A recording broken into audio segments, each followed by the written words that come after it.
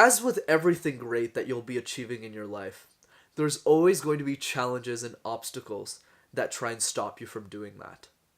Challenges, things that you don't want to do, things that make you uncomfortable, but most of all, things that make you want to give up. And that's exactly why in this week's episode of Master Talk, I'm going to be discussing some of the biggest challenges behind public speaking. Hi everyone, I hope you're having a fantastic week. Brendan from Master Talk here, your go-to channel to mastering your talk. And on this week's episode, I'll be talking about some of the challenges behind public speaking and why I dislike them so much. There are big barriers and obstacles that get into most people's way of mastering their talk, and I believe that by understanding these challenges, as you progress up the mastering your talk ladder, so to speak, you'll be understanding more specifically what's stopping you from achieving the end result that you desire, which is to be a master public speaker. So let's get into it. Number 1. I call this one the broken comparison game. And let's use basketball as a great example to demonstrate this. Whenever you play pickup basketball with your friends, it's fun. You play every week, with your buddies, and you're scoring some points, you're having a great time, and this is amazing. You're getting the exercise that you need, you're being active, there's a lot of health benefits. But whenever you compare yourself to someone who's amazing at basketball, the greatest of all time, Kobe Bryant, Michael Jordan, and players of the sort, you look at them and you say, man, Kobe, Michael Jordan, and LeBron James, these guys are amazing. These guys are world class. But I'm not going to let that stop me from playing basketball. It's something that I love. I'm going to watch every game that they play. I'm going to study them.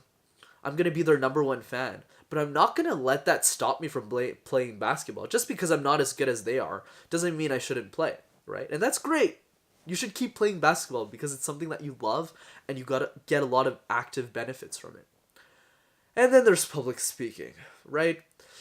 You come into this room, you practice so much. You get your pitch ready, you get your speech ready, you're ready to go, and you fall flat. It happens. Not every time you give a presentation it's going to be perfect, and it isn't perfect for me either. But here's the punchline. Somebody else comes after you and delivers this phenomenal presentation, like perfect. And then you look at them and you look at yourself and you say, man, this person is world class. So I'm going to quit. These guys are too good. I'll never get there. And that's what I call the broken comparison game. So why do I call it a broken one? Whenever we compare ourselves to great basketball players, we don't let that stop us from playing basketball. We're still going to play, right? It's amazing, it's fun, it's great, and we're going to watch them on screen. But in public speaking, whenever we see these amazing public speakers that are way better than us in person, we lose confidence. We say, we'll never get there. This is impossible. And that's why I call it the broken comparison game, because anyone can be a great public speaker, and that's what drives me crazy about this, right? How can we make playing a basketball game as unimportant as practicing a 2-minute pitch? Because I believe that if you see public speakers, especially amazing ones, as just regular people, and more specifically, people that you can get to, people that you can be just as great as, then you'll be one step closer to mastering your talk, because you'll practice regularly regardless of what's happening outside of your control, and you'll get better. Unlike basketball, where you'll keep getting better, but you'll know you'll never become world class, and you'll still do it anyways, in public speaking, you'll actually become world class if you keep practicing. It's just you'll give up too quickly. That's why break the comparison game and start comparing yourself to yourself. Number 2. In basketball, it's very easy to see the small wins. But in public speaking, nobody knows what the small wins are, so they never celebrate them. Let's get into that.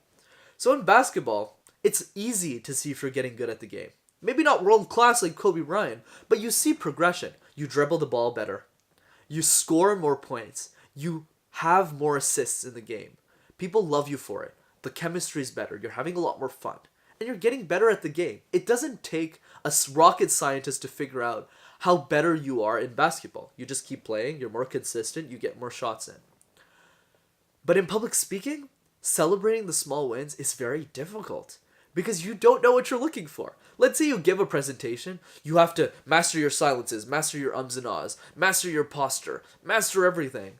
And you master one or two, which is great, but since you miss everything else, you don't see yourself progress as a public speaker. Because when you compare yourself to someone else who's like amazing, you look at them and you say, "Ah, man, I've been practicing this for 2-3 months and I don't see any results coming in." That's why by mastering my 5 basic tips, I'll have the link in the description, the video, you'll be able to see your progression more clearer as a public speaker on your journey to mastering your talk. And on that journey, you'll realize that celebrating the small wins is a lot easier than you thought. You just need to know what to look at. But in basketball, that is way easier to do. But in public speaking, you need someone to tell you what that is, right? So by celebrating the small wins, you'll be able to get one step closer to mastering your talk. And by realizing what those small wins are, you'll start to understand that you actually are getting better and you can become world-class one day as well. Number 3, the lack of accountability systems. Oh man, this one is difficult. Let's get into it. Whenever you want to run a marathon, it's very easy to say, hey, I'm doing this on my own. I'll get to training eventually. I'll get that training in and I'll get that extra set that I need to do, that extra run. But man, let me tell you, if someone else is next to you and as committed as you are as running that marathon, and they get up at 6 a.m. and they expect you to get up at 6 a.m. too, and they're waiting in front of your door to run that marathon, oh God, you are going to get up and run that marathon because your friend is waiting for you and they got up at 5 a.m. to get to your house this early, right? But in public speaking, those accountability systems are much harder to implement, right? Most people like me aren't fortunate enough to present regularly on a daily basis, whether it's their career or whether it's joining a group or some sort of system that helps you and forces you to present every week. In my case, that was business case competitions, where every week, twice a week, generally once a week, I had to give a presentation. So it was through that journey that I became really good. But even something like Toastmasters, which is the most well-known accountability group for public speaking, you actually don't get the chance to present every single week that you're there because there's too many people in the chapter. It's still a great tool for you, but you don't regularly practice. So how do you create an accountability system on a skill that you don't want to master and you don't see much progression in? That is the third thing I don't like about public speaking. You need to create an accountability system that's much harder to create in any other skill that you want to learn. If it's languages, you go to language class. If it's a marathon, you practice with a buddy. But in public speaking, even the most well-known one, you don't practice every week. So you need to create that system. That's why it's important to have why clear goals. So what do I mean by why clear goals? You need to understand the outcomes of why you want to master public speaking. By understanding those outcomes better, you'll force yourself to create an accountability system. Whether it's practicing regularly with someone on the side, whether it's going to Toastmasters in addition to that, whether it's finding an accountability partner to help you get through the hard times, you need to be very obsessive about this if you want to master your talk. I hope this video was extremely helpful to all of you. I hope you're having an amazing week. I know this is difficult. I know it's hard to master your talk. I know it's hard to be a great public speaker. But I believe that if you're going to overcome these 3 challenges, you can not only be a great public speaker or even a great basketball player, but you can become world class in a way that you can't in basketball. If you keep at it, you can master your talk the way that I have over the last 3-4 years. If you enjoyed this video, be sure to smash that like button and subscribe to the YouTube channel. And if there's anything that you take away from this week's episode, it's this. Public speaking is difficult. Public speaking is hard. There's obstacles along the way.